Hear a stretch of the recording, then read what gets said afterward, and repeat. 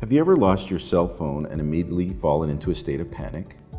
What if all your accounts were wiped out? If every aspect of your online presence was deleted? How would you feel?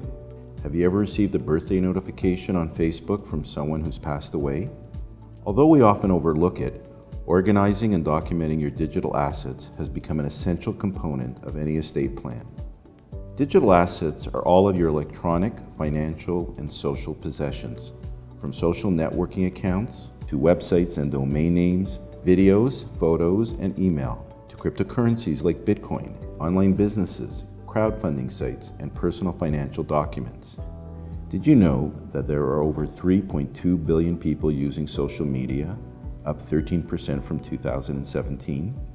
Protecting your digital assets reduces the risk of losing it all and can save both you and your loved ones much headache and heartbreak. And it's not just the financial value of your digital assets that needs to be safeguarded.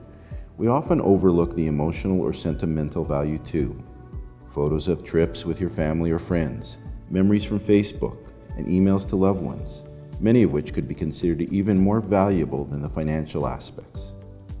Identity theft is another unavoidable risk, especially as the chances of having your identity stolen only increases with the amount of online activity an individual has.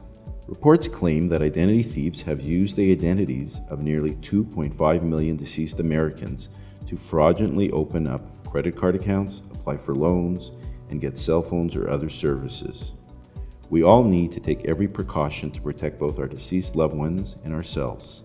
For more information on our succession, retirement, and estate planning services, please visit our website at www.crowesoberman.com.